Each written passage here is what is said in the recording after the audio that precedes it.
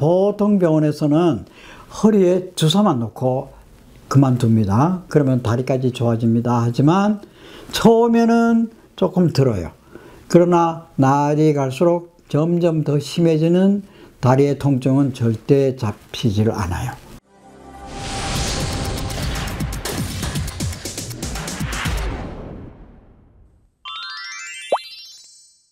안녕하십니까. 전광남 정형외과의원 원장 전광남입니다. 그동안 여러 가지 사정에 의해서 이번 방송이 좀 늦어졌습니다.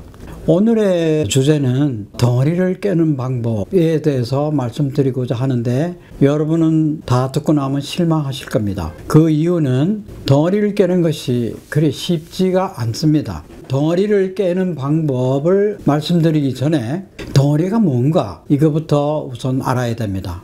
덩어리는 통증을 일으키는 염증성 덩어리를 말합니다. 염증성 덩어리는 어떻게 해서 오게 되는가? 그 덩어리는 우리가 많이 쓰고 다치거나 또 부적절한 일을 많이 했거나 여러 가지 퇴행성 변화가 왔거나 여러 가지 방법에 의해서 덩어리가 우리 몸에서 생기는 겁니다. 그것은 주로 근육층에 존재하는데, 그 외에 뼈와 근육이 붙는 자리, 또 인대, 그 다음에 물주머니, 이런 곳에도 통증을 일으키는 덩어리가 많이 존재합니다. 우리가 일반적으로 가정에서 이 덩어리를 깨기 위해서는 상당히 어려움이 있다고 봅니다. 환자들한테 물어봤습니다. 그동안에 병원에 오시기 전에 어떤 치료를 가정에서 해왔습니까? 이렇게 물어보면 대충 대답이 나올 것 같아서 들어봤지만 크게 도움이 될 만한 말은 없었습니다. 이제 따뜻한 목욕을 한다, 찜질을 한다, 만진다, 두드린다, 지압을 한다, 여러 가지 방법을 많이 구사하고 있었지만 결국은 목표한 바를 이루지 못하고 통증성 덩어리를 깨지 못하고 통증 때문에 병원에 오게 됩니다. 그렇기 때문에 여러 가지 상태를 살펴본 결과 가정에서 스스로 치료하는 방법은 별로 없다고 봅니다. 좀 실망하셨는지 모르겠지만 우리 댓글에 덩어리 깨는 법을 알려달라 이렇게 얘기해서 말씀을 드린 건데 조금 기대에 차지 못한 점을 사과드립니다. 만약에 자가로 치료해서 통증을 제어했다 하는 사람이 있으면 그 방법을 저한테도 알려주시면 좋겠습니다. 그러면 제가 병원에서 하는 방법을 말씀드리는데, 제가 하는 방법은 핌스 치료라는 방법인데, 아픈 부위를 전부 체크를 해요. 예를 들어서 허리, 목부터 시작해서 어깨, 다리, 골반까지 아픈 부위라는 것을 다 환자분한테 들어서 어디가 아픕니까? 라고 물어봅니다. 그러면 이제 환자분들이 얘기를 할 거 아닙니까? 그럼 그 자리에 X표를 표시를 합니다. 그러면 그 자리에 대충 3가지 그 부류가 있습니다. 그럼 그 자리에 제가 바늘을 일단 넣어 봅니다. 근데 보통 쓰는 바늘이 아니고 특수하게 덩어리를 깨기 위한 바늘입니다. 그 바늘을 아파하는 부위에 딱 넣어 봅니다. 그랬을 때 반응을 살펴보는데 한 군데는 하나도 안 아파요. 아프다고 해서 바늘을 꼽았는데 하나도 안 아파요. 그런 경우, 또 조금밖에 안 아파서 뭐 견딜만 합니다 하는 경우. 3번째 부류는 아이고 아픕니다, 그 자리 맞습니다, 이렇게 하는 경우. 크게 3가지로 나누는데, 물론 어디를 치료해야 되는지는 다 여러분들 이제 눈치채셨을 거예요. 많이 아픕니다, 거기 아픕니다, 요런 자리를 우리가 찾아서 이제 치료를 하는데, 그 자리에 바늘을 계속해서 여러 군데를 꼽습니다.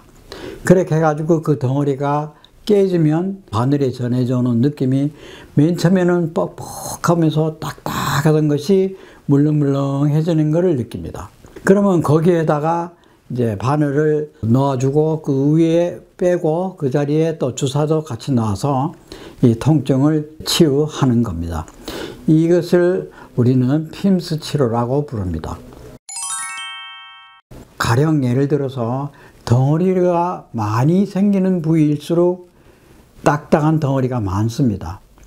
그러면 어깨의 통증과 허리의 통증, 다리의 통증, 목의 통증 이렇게 많이 있는데 우리가 통증을 치료할 때 참 이상한 것을 발견합니다.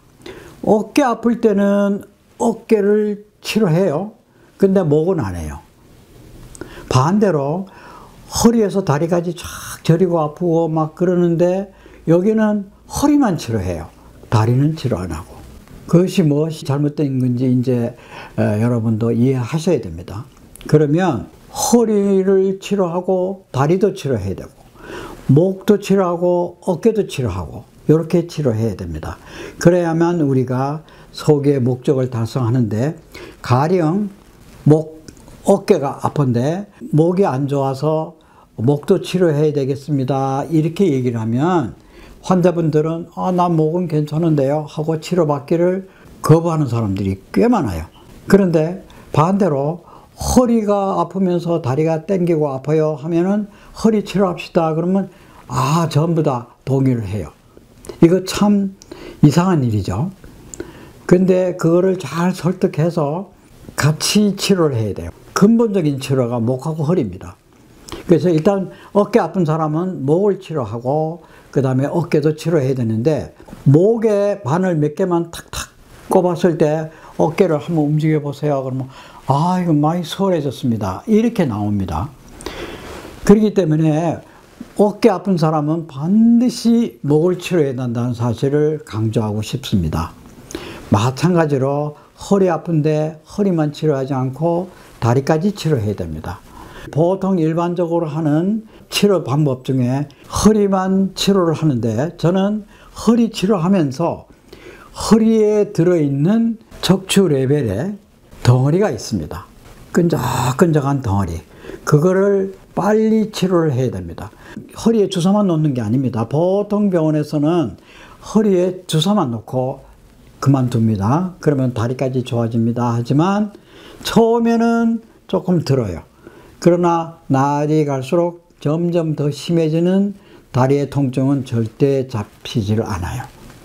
그래서 허리만 그것도 주사만 딱 놓고 다리 전체를 좋아지기를 기대하는 것은 제가 볼 때는 아니라고 봅니다. 허리에 있는 통증성, 염증성 덩어리를 제거해야 다리까지 좋아지고 또 다리에 또 아픈 자리도 찾아가서 그 자리를 또 바늘로 다 체크를 하고 그 다음에 아픈 부위를 따로 골라내서 그걸 치료해야만 소기의 목적을 달성할 수 있습니다. 우리가 여기서 재미있는 것은 목하고 어깨 치료는 다리, 허리의 치료에 비해서 상당히 경과가 안 좋아요. 그 이유는 목을 치료하고 어깨를 치료하는데 어깨는 염증성 덩어리라기보다는 신경근 병증성 덩어리입니다. 그래서 허리나 다리에 생기는 덩어리하고는 조금 달라요. 마치 허리에서 나오는 다리까지 내려오는 덩어리를 비스케트라고 생각하면 비스케트는 바늘이 탁 들어갔을 때 착 하고 깨지면서 금방 사라져요. 그러나 목과 어깨의 통증은 신경근 병증성 덩어리이기 때문에 인절미 같아요. 비스케트가 아니고 비교한다면 인절미 같아요. 인절미를 부스러뜨리기가 쉽습니까? 비스케트를 깨트리는 게 쉽겠습니까? 당연히 비스케트이죠. 비스케트는 탁 치면 그대로 착착 갈라져요. 마치 얼음처럼. 그러나 목하고 어깨의 통증은 잘 없어지지 않는 것이 그것은 마치 인절미와 같이 끈적끈적한 덩어리입니다. 그렇기 때문에 풀어도 끝이 없어요. 또 특징이 뭔가 하면 다리의 통증은 다리 근육이 한 층만 있어요. 대부분이 다 한 층만. 그런데 어깨는 한 층으로 되어 있는 게 아니고 여러 층이 있어요. 앞에 맨 위에 얇은 근막층과 근육층이 있고 근육을 들려면 그 밑에 또 근육층이 또 있고 또 그 밑에 또 근육층이 또 있습니다. 그러니까 지하 3층까지 있는 거죠. 그러면 어깨가 아파서 왔습니다. 그래서 어디에요? 그러면 여기라. 그러면 딱 치료를 해요. 그러면 치료를 했는데 다음날 원장님 좋아지긴 했는데 아직도 많이 아파요. 근데 이번 거는 좀 깊은 것 같아요. 그럼 어디입니까? 그러면 잘 못 찾아요. 특히 어깨 아픈 거는 요 뒤쪽, 앞쪽은 잘 찾는데 이거는 1층밖에 안 되는데 이거는 지하 3층이에요. 지하 2층이고. 그 지하 3층까지 근육층이 이렇게 엉켜 있어요. 그렇기 때문에 그 지하 3층까지 내려가야 돼요. 그러면 지하 3층에 있는 통증은 아직 제어를 못한 거예요.